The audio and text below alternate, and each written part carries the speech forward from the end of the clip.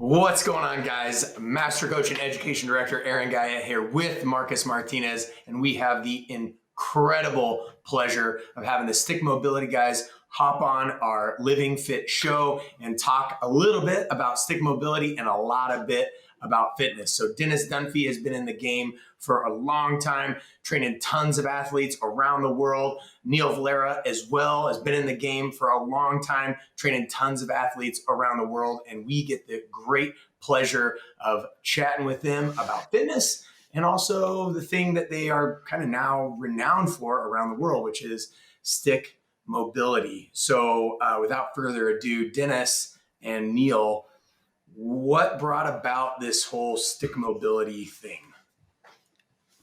Go ahead. Go for it, man.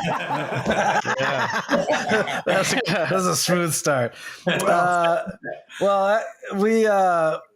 We had the pleasure of working with a chiropractor over in Santa Cruz, California, who used to do stick yoga with rattan sticks. And so when we went through his education, we really felt the value in understanding how we could use a stick to really help create stability and utilize leverage.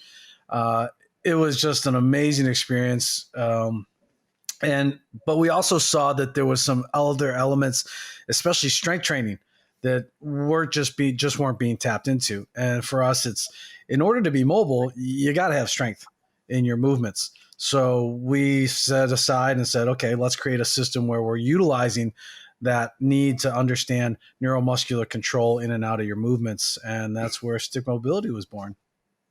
Nice. And so was it both of you, or I know you have more people on your team, or did it start with just one of you, or how did that, did it start with the team? Yeah, well, originally started with three of us, Yeah. And then it progressed, and then now it's just two of us. But then we've got four other partners behind the scenes, that take care of all the business stuff, the website, handling the product, manufacturing, all that. But on the education side, creating content, that's Dennis and I. Yeah. So from the product itself, I mean, you had such an incredible experience through with that yoga teacher. What was the limitation in that stick that prompted you to create something like a upgraded, better version of it? Yeah, the rattan is nice, but very inconsistent in diameters. So even from one stick to the other, it just greatly varies. It's strong, but not that strong. So, I mean, if you wanted to hang on a stick, and let's say you were 250 pounds, you're probably not going to succeed on using a rattan stick for that. So then we ended up going into, and they warp really easily. And so then we said, okay, let's just move on to regular PVC pipe. But then we were also finding out that what you buy at a hardware store is actually really thin. Yeah. It is strong, but it's not designed for what we were going to use it for. Yeah. And ultimately, if you overflex it at some point as it weakens, it's going to just shatter out from underneath you. Yeah. So we had Neal has some clients who are in the aeronautics industry. And so they came forward and said, hey, we can produce a stick that's going to be stronger, still give you the flexibility. And so he said, go for it. And so they created some prototypes for us. And then once they were created, we played around with them for a while. And then we said, okay, this is the one we like. This meets the requirements that we needed. It needs to be strong, because people have to have that mental safety net that this stick is going to be safe for them to use, especially when we do our monkey hanging series. Yeah. And then the bowing drills, we started off with just kind of wrapping them with tennis grip. And that, I mean, you had to do that, everyone by hand. It took forever. So eventually it evolved into what you see now, which is a little bit more like a golf grip. So we can just slap those things on. And then there's little bumps on there for a little tactile feedback. Yeah. Yeah. Obviously you guys spared nothing, like really examining each piece and every part, and it has a purpose. I was wondering, just when you guys are talking, is there any temperature issues at all? Because I know there is with PVC. Like if it gets cold, man, you barely hit that thing, it's going to shatter. So we always advise people, especially for people taking the education, that's one of the very first things we go through is safety protocols. Nothing is indestructible. And if we let them know that, look, there is an intention and a purpose of use for this, use it with the intention that it's used for, and these sticks are going to last you a long, long time. Yeah. But yeah, temperature wise, still same thing. If you live in Phoenix and it's July and it's 110 degrees outside and you leave it in your car for 6 hours and you wonder why the thing is all warped, I don't know, but if you live yeah, right. And we have had a couple coaches that have done that. They're like, but they admit it. They're like, I was an idiot. I left it out in the car. It warped. But at the same time, if you live in North Dakota, same thing. If you leave it in your car and it's minus 20 degrees outside and you decide to come in and give it a good flex, well, science is science, right? So you still got to, we just tell people, look, make sure this stick is about room temperature. It's probably going to be the best area for you. Yeah. Yeah. And kind of any room temperature, even the people that like it a little colder or like a little warmer, it's going to be, that's totally fine. Yeah. And that's obviously that's been my experience with them. Even, back in the day with Innovative Results, it would get cold, like Southern California cold, which isn't cold, but it would get colder, but it's still, it's 55 degrees. So it's fine, Yeah, absolutely. That's awesome. Yeah, so what's up? I was going to say, unless it's like below freezing, you'd probably be okay. Yeah. Yeah. It seems like it's a material that is, obviously has a lot more resilience than like PVC.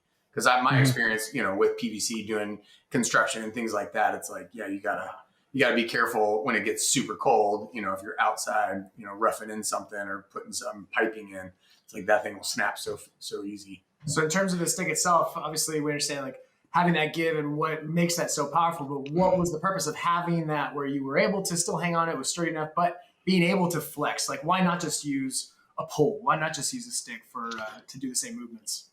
So if we're doing some leverage techniques, let's just say, our slap shot where the stick goes behind your back and you're doing a little thoracic rotation towards the ground.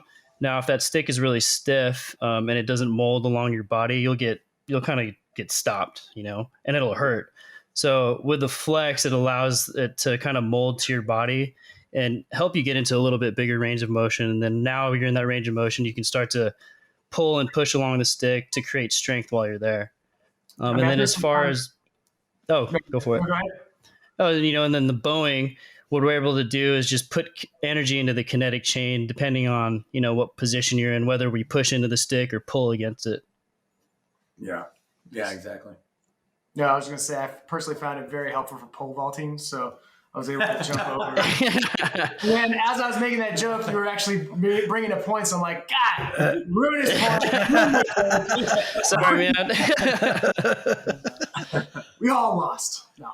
So I'd like, our audience to hear a little bit about the background of each of you. So Dennis, how did you get into fitness, just generally speaking? And then, obviously now Stick Mobility is a big part of your life, but you still are an incredible coach for lots of people and in different parts of the populace. So yeah, I would be interested to hear a little bit more about that. I grew up always with sports and athletics all the time. So my dad was very much never sitting idle, whether it was everything from hockey's my first passion. But baseball, basketball is even as short as I am. I played basketball for a little bit. You can't tell this guy, but he's I'm 5'3", just FYI. So So Muggsy Bogues. Yeah, I give him credit for being in the NBA for as long as he was. Right, my forehead took way too many elbows on the way. I mean, it's incredible. But gymnastics. But my dad was always more just all about competition and developing skills. So even with chess and understanding strategies. So chess, tennis, he was always into things like that. So I was always active. And then when I was 25, a friend of mine was a fitness director at 24 Hour Fitness. And he's like, hey, I need trainers. He's like, you just do this normally. He's like, why don't you make a living at it? And it's not something I had thought about. And I was like, okay, sounds good. Went into it and then realized box gym was not my thing. Did not like that type of business structure.